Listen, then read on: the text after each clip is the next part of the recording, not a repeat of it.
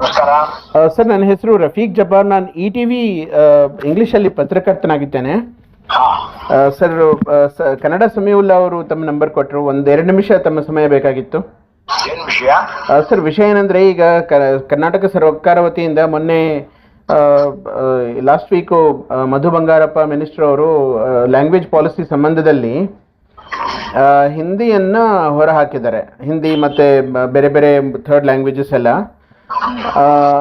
ಆ ಸಂಬಂಧದಲ್ಲಿ, language policy ಸಂಬಂಧದಲ್ಲಿ ತಾವು ತಮ್ಮ ಅನಿಸಿಕೆ ಏನು ಅಂತ. ಒಂದೇ ಪ್ರಶ್ನೆ ಅವರಿಗೆ, ಕನ್ನಡ ಕಡ್ಡಾಯ ಮಾಡಿದ್ದಾರಾ? ಅಷ್ಟೇ.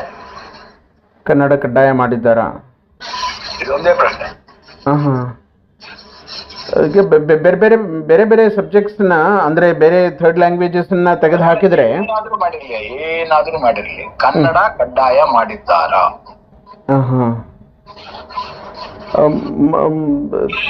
ತಮಗೆ ಏನಿಸುತ್ತೆ ಸರ್? ಕನ್ನಡ ಕಡ್ಡಾಯ ಮಾಡಲಿಲ್ಲ ಅವರು.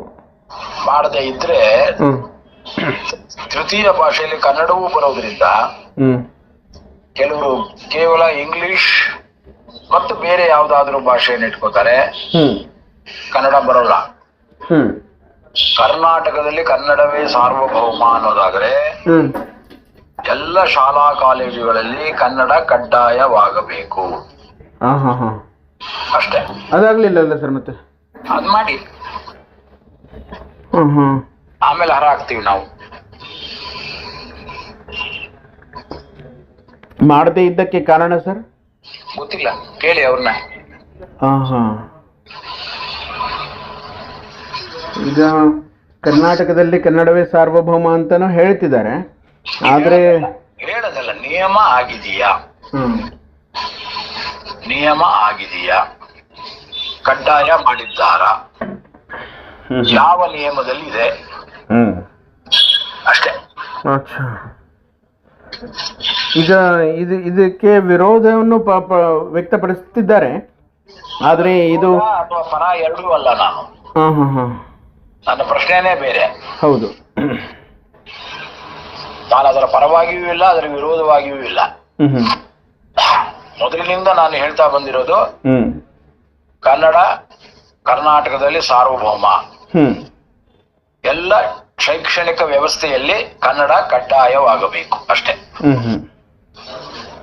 ಸರ್, ಈಗ ಕನ್ನಡನು ತೃತೀಯ ಭಾಷೆ, ಆದರೆ ಬೇರೆ ಲ್ಯಾಂಗ್ವೇಜಸ್ ಇದೆ. ತುಳು ಇದೆ, ಮರಾಠಿ, ಉರ್ದು, ಅರಬಿಕ್, ಇದು ಡೈವರ್ಸಿಫೈಡ್ ಲ್ಯಾಂಗ್ವೇಜಸ್ ಏನಿದಾವೆ, ಇವನ್ನ ತೆಗೆದು ಹಾಕಿದರೆ ಈಗ ಮಾರ್ಕ್ಸ್ ಅದನ್ನ ಇಲ್ಲಂದ್ರೆ ಆ ಲ್ಯಾಂಗ್ವೇಜಸ್ದು ಏನು ಇಂಪಾರ್ಟೆನ್ಸ್, ಸಿಗ್ನಿಫಿಕೆನ್ಸ್ ಇರುತ್ತೆ, ಅದು ಕಡಿಮೆ ಆಗುತ್ತೆ.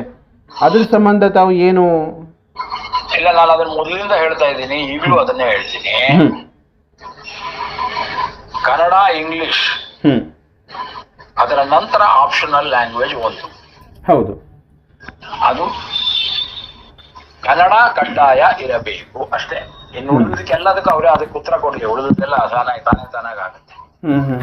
ಈಗ ಅದೇನೋ ಚೂರು ಬಿಸ್ಕೆಟ್ ಹಾಕ್ದಂಗೆ ಬಿಸ್ಕೆಟ್ ಹಾಕ್ಬಿಟ್ಟು ನಾಯಿಗೆ ಎಷ್ಟು ದೂರ ಇರೋ ಸ್ವಲ್ಪ ಸುಮ್ಮನಿರು ಅಂತ ಹೇಳ್ತೀವಲ್ಲ, ಆತರ ಆಗ್ಬಾರ್ದು. ಸರ್, ನಿಮಗೆ ಏನ್ ಅನ್ಸುತ್ತೆ? ಇದು ರಾಜಕಾರಣದ ಸಲುವಾಗಿ ಏನಾದ್ರೂ ಮಾಡ್ತಾ ಇರಬಹುದಾ ಈ ತರ? ಗೊತ್ತು ಸರ್, ಯಾವ ಟೈಮಲ್ಲಿ ಏನ್ ಮಾಡಿದ್ರು ಅದಕ್ಕೊಂದು ಏನೋ ಒಂದು ಇರುತ್ತೆ. ಎಲೆಕ್ಷನ್ ಟೈಮ್ ಅಂತಾರೆ, ಇನ್ನೊಂದು ರಾಜಕೀಯ ಅಂತಾರೆ, ಇನ್ನೊಂದೇನೋ. ಒಟ್ಟಿನಲ್ಲಿ ಒಳ್ಳೇದು ಮಾಡಬೇಕಾಗಿದ್ದು ಕನ್ನಡಕ್ಕೆ ಬಹಳ ಮುಖ್ಯ. ಸೊ ಆ ದೃಷ್ಟಿಯಲ್ಲಿ ಬಹಳ ಮುಖ್ಯವಾಗಿ ಶೈಕ್ಷಣಿಕವಾಗಿ ಕನ್ನಡ ಬೆಳಿಬೇಕು. ಅದಕ್ಕೆ ನಿಯಮ ರೂಪಿಸಬೇಕು. ಆ ನಿಯಮ ಏನಾಗಬೇಕು ಅಂದ್ರೆ, ಎಲ್ಲಾ ಶೈಕ್ಷಣಿಕ ವ್ಯವಸ್ಥೆಗಳಲ್ಲಿಯೂ ಕನ್ನಡ ಕಡ್ಡಾಯವಾಗಬೇಕು. ಇದನ್ನ ಮಾಡಕ್ಕೆ, ಇದನ್ನ ಮಾಡ್ಬಿಟ್ಟು ಚಪ್ಪಾಳೆ ತಗೋಬಹುದು. ಅಷ್ಟೇ. ಸರಿ ಸರ್, ತುಂಬಾ ಥ್ಯಾಂಕ್ಸ್ ಸರ್.